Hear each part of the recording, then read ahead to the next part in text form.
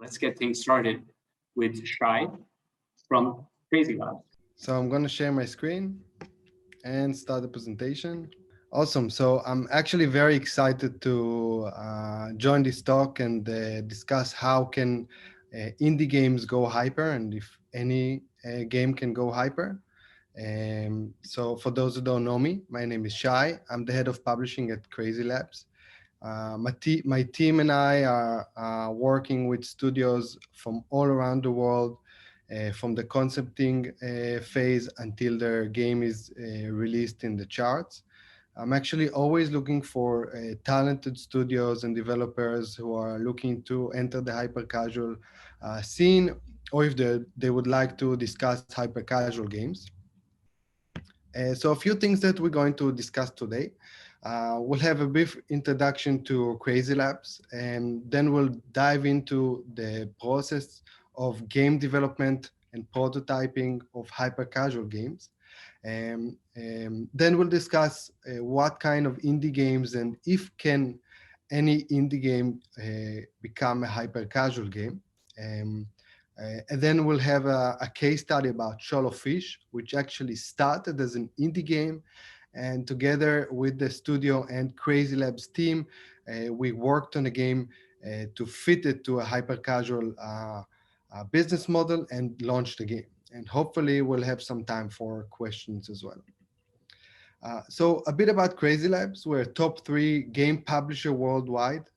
We've actually reached 4 billion downloads to all of our games until now, and working with over 300 developers from all around the globe, turning their games, testing them, and releasing their hyper-casual games to the charts. So CrazyLabs is actually divided into 3 labs. So the first lab is the hyper-casual lab, which is also the biggest lab in the company. The second lab is a casual lab where we develop and publish casual games. Some of the games that we've developed and published on the casual side are games like Jumanji and Charlie's Angels and a few others. And the third lab, which is a top secret lab, is the indie lab, which develops secret indie games that unfortunately I can't discuss today, but I would advise to keep an eye. So some of the games that we've released over time, here are some examples. Phone Case DIY with over 60 million installs, Tie-Dye with just reached 100 million downloads, Dentist Bling and Soap Cutting with over 70 million, and Run Sausage Run. This is actually the first hyper-casual game that we've launched with almost 100 million installs. So before we go to an indie game development and turning it to a hyper-casual game, I want to start with the process of developing and publishing a hyper-casual game and the business model behind it. So there are a few things that we are relying on when looking at the process of testing and developing a hyper-casual game. So the first thing is data. Hyper-casual is very much relied on data in order to understand if your game has the potential to be a profitable game. In most cases, by the way, you'll have the data and understand if your game can become a hit very, very early in the development process. Even in this stage, you don't even have an actual full game that was already developed and you have the information about the potential success of the game. And of course, you need to understand that you're going to have to fail many times in order to win. So developing a lot of games and a lot of prototypes until you find the one that has the potential. And the process of failing, I'll show in a second, should be extremely fast.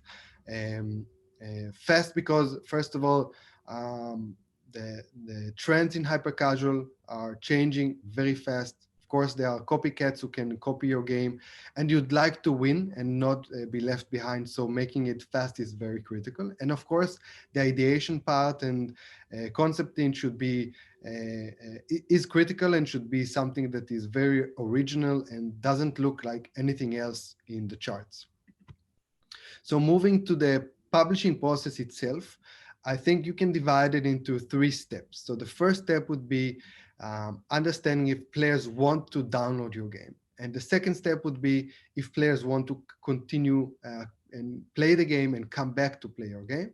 And then the third step would be the scaling of the game and then releasing it worldwide. Drilling down to this, the first step is first having a pitch, an idea, what would be the next test and concept that you'd like to test. And then you start by building a very early prototype, which contains very little content. Here you'd like to understand if players want to download your game and what would be the CTR or the CPI of the game. Once it hits the KPIs of a game that can be a profitable game, only then you move to adding more content and then testing the retention, the usage of the game. Here we're testing the day one retention. Once we hit the KPIs, we only then add more content to measure the day 7 output to make sure the game is profitable. And after that, start scaling the game to release it worldwide. The process itself, from the concepting and pitching part until the game is released worldwide, should take around 4 to 6 weeks. As you understand, this is a very fast cycle. And in most cases, you can fail at the beginning and you spend very not too much time in the process itself. So if you have a test set up between 1 to 2 weeks, you already understand if your game has the potential or you should drop it and move to the next concept. Okay, so moving forward, what kind of games can go hyper? If any indie game can go hyper. But first, let's talk about your studio. Can your studio go hyper? And there's a lot of studios that start with building casual games and have already started having dedicated teams that only do hyper casual in order to add an additional revenue stream for their studios. Of course, there's a lot of programs from different universities and even official courses that have dedicated courses just for hyper casual, and then accelerator programs and hubs by companies and even publishers like CrazyLabs that open their facilities for studios in order to help them enter the hyper casual genre. So let's talk about the game itself. We know that hyper casual is growing, and why is it growing? We can see that there are tons of subgenres that are being trending.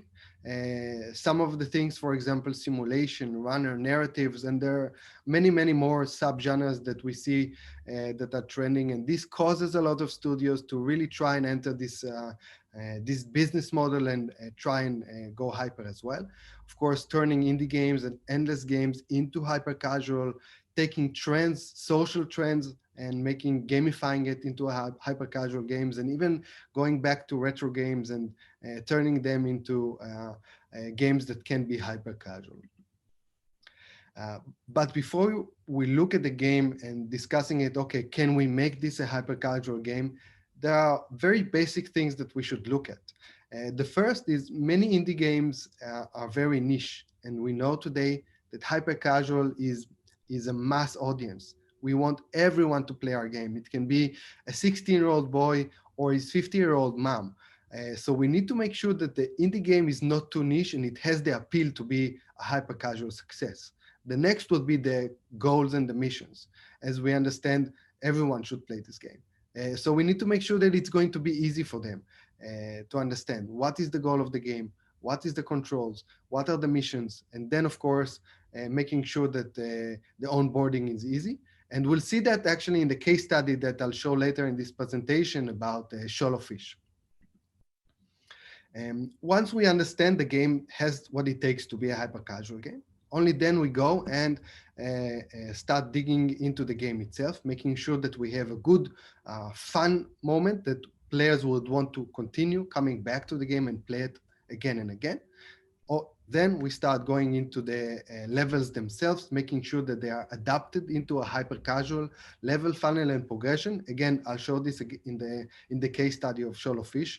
And from there, adding more content to continue maintaining the game. By the way, why adding more content and development? Purely because we know today that hyper casual games are here to stay, and looking at some of the games that even CrazyLabs are publishing, we see them that stay in the charts for a very long time and are able to be a successful game for a very, very long period of time.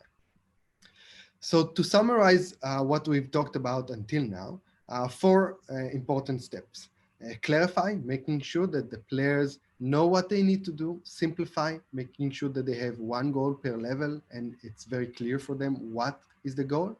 Optimizing the game, making sure that the design itself fits a hyper-casual style. And then optimizing the monetization layer to make sure that the game is going to be profitable. Let's talk about Shoal of Fish. So Shoal of Fish is a game that is published by CrazyLabs and a studio called Vidroid. The developer is Yar. So a very talented developer. And actually what you're seeing here is one of the things that inspired Yar to start and developing Shoal of Fish. And the reason that I'm showing you this is because concept and ideas can come from anywhere. They can come from just watching a video and saying, okay, maybe this can be something that I can base my game on. Maybe it's going through Instagram or even TikTok, finding a trend that you think you can gamify and make it into hyper casual. But the goal is that anything can become a hit. You just need to understand what your game based off, and then see that it fits the hyper casual structure that we're going to show here as well. So starting to work with Yar, we did the first CPI test. Again, the goal here was to understand if players want to download the game. And as you can see here, the results were pretty impressive.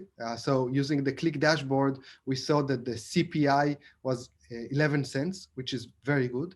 And from initial usage results, we see that the day one retention is 43%, which is also very promising. And what we did from here is understanding that we need to take this game, which is very indie in its style, and fit it into a hyper casual structure. So clarify, simplify, optimize, and then add the monetization layer to make this game profitable. And of course, the result was making it a hit. So the first thing that we did was clarify and simplify. As the game started, almost an endless game,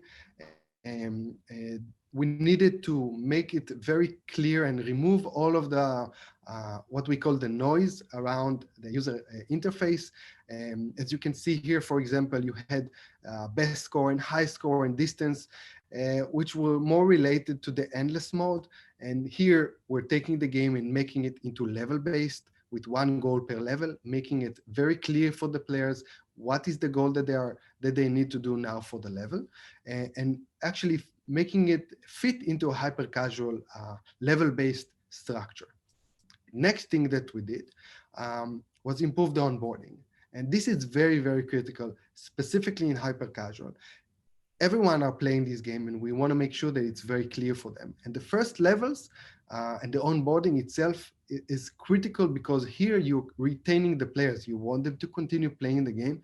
And if it's hard for them to in the onboarding process, it might be causing them to drop the game.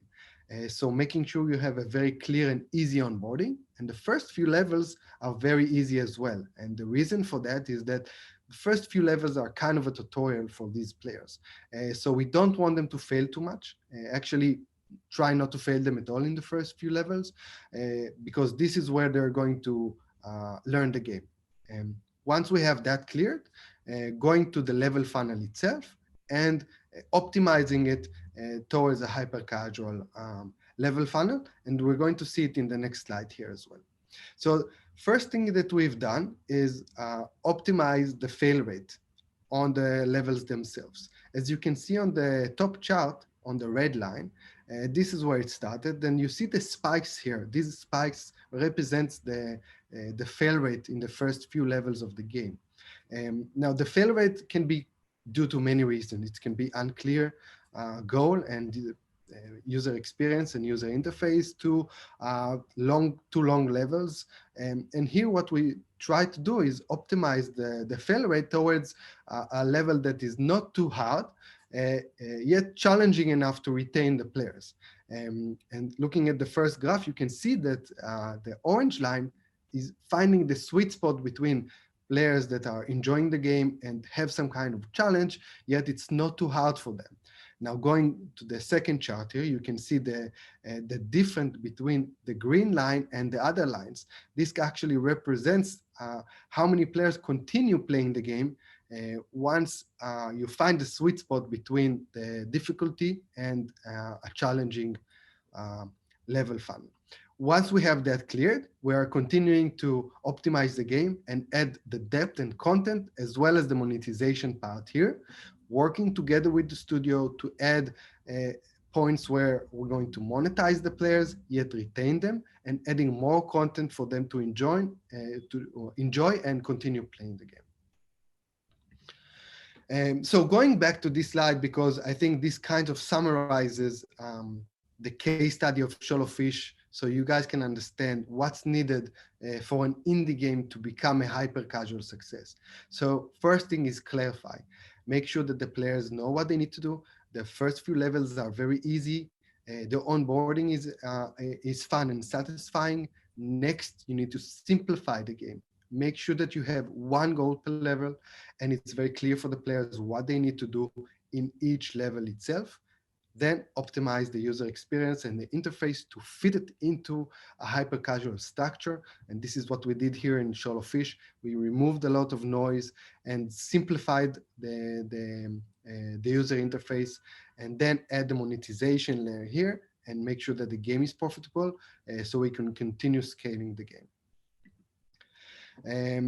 So early in this presentation, we've discussed why different companies go hyper, and there are many accelerator programs, and CrazyLabs were one of the first to open their CrazyHubs. The CrazyHubs, the first ones were in Tel Aviv, where I am, and in India, and we've just launched Turkey, Poland, and Serbia. And we're actually rapidly expanding our hubs. And the goal here is to help and train studios and developers and mentor them, as well as giving financial aids for the studios to enter the hyper-casual genre. And I would some of the things that we're working on in these boot camps are user experience and user interface for hyper-casual, level funnel that fits a hyper-casual style, game design and production, going through trends and onboarding, and many others. So I definitely recommend looking if the next Crazy Hub is opening around you, and perhaps this can be a great opportunity for you as a studio to join the hyper-casual genre. And this concludes the presentation. I think that we have a few questions, but if you would like to reach out to me directly, so you have the email here, and you can ping me as well on the Discord channel. And thank you very much. Thank you so much, Shai. We've got actually a lot of questions here for you, so I'm going to try and get through some as as efficiently as we can. The first question we have is, how do you usually test the feasibility of the games? I know you've gone over that, but in summary. So I think this is a great question, because we know today that there's a lot of games, hyper-casual games, that are not just picking up in the charts and then disappearing. Looking at some of the games that we've published maybe 2 years ago, you can still see them in the top 100 charts. And the reason for that is because you can continue adding content and depth to the game to improve the output and retain the users and give them an enjoy experience. And this is very, very important for a studio who is developing a hyper-casual game, working with their publisher, and having dedicated team for them to understand first what kind of content can be added, A/B test as much as possible to make sure that it helps the game and improves the revenue itself, and the players can simply enjoy this depth and content and continue playing the game. Fantastic, thank you. And one, we have questions very topical these days, which is, with IDFA with IDFA being introduced, is the CTA test still effective, or as effective as before? So I think you were a bit cut off. The question was if the testing part is effective? Is the CTA test still going to be as effective now with the introduction of IDFA? So the changes in the IDFA are still, I would say, not completely known, and we're expecting this to have some kind of effect, but we're not sure exactly what will be the effect. In my point of view, but this is only my point of view, it won't be dramatic on the hyper casual scene, simply because there's not too much targeting in hyper casual. Probably different than casual games, where you have a specific audience. Here, we want everyone to play the game. So I expect it to have less impact on the hyper casual. Got it. That's a very honest answer. I think a lot of us are waiting to see exactly what happens. The next question I quite like, which is, does such rapid iteration mean that sometimes good ideas are missed? Is there a danger of canceling the project too early with the idea of failing fast, like you were saying? So it's something that is always a concern. And there are a few things that as a studio, they can do in order to avoid that. So first thing is have a publisher that you're able to have the communication with, and open this information towards the publishing manager and ask him, what do you think? Should we drop it or not? And maybe we should do some kind of iteration. Maybe we can have a game designer or an artist come in and look at the style and see perhaps there's something that can be changed. But if there are doubts, I think it's better to continue and iterate, maybe just one more time. If, let's say, the numbers are not horrible, if it's somewhere close to something that is reasonable, and then have a second iteration. And if you have the ability to receive the data from the publisher, for example, at CrazyLabs, we have the click dashboard, where a studio can simply come in, submit a game, and start testing, and receive the data in almost real time. So as I said in the presentation, the data is very important. If you have the data and you can support your development process using this, you can understand if you should cut and move to the next project or not. And if this shows that it's very far from what's needed to hit the KPIs and move to the next step, perhaps it's time to cut and move to the next step. Got it. Thank you. Next question is, from your perspective, how do you interact with the devs after you've published their games? What do you keep an eye on? Of course, once we've published a game, I think it's important to maintain a partnership. Here at CrazyLabs, we actually have a specific dedicated team, which contains the publishing manager, the live ops team, designers, analytics, and everyone that joins and forms a team to work together and continue to publish the game. And this is very critical to the life cycle and the lifetime of the publishing of the game. Makes sense. This next question is one which I think a lot of us wondered a year or so ago, which is about the ASMR genre in hypercasual. Can you give us an overview of this space? Because it feels like a subgenre of hypercasual that really came out of nowhere about in the last year or so. Yeah, I think you're right. It is a subgenre among many others of subgenres that I can name and named in the presentation, and it did come out of nowhere. I think the first game was soap cutting, which was one of the first games that was a very ASMR kind of feeling, where you just cut the soap and enjoy the film. And it did come out of nowhere, but I think it came out from the I would say main trend of taking social media and social trends and gamifying them to hyper casual. And you know, many of the players who are playing this kind of games, what they want to achieve is the closest feeling to the ASMR of the trend itself. So if it's soap cutting, you want to have a very, very close feeling of an actual soap cutting itself. And if you're able to take it and gamify it to retain the players and give them the most enjoyed gaming experience, it can become a hit. Fantastic. Actually, that's a great answer. Social media trends to hyper casual. Sorry, I'm firing these questions at you because we have so many and so little time. Next question. Can a game be casual and hyper casual at the same time? I think that means, can you use the core of a casual game as a hyper casual release?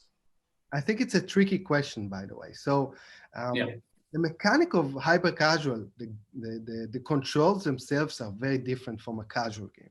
So I think you can take a hyper casual game and see if I can hold my phone in one hand and then hold a pole waiting in the bus itself and playing the game.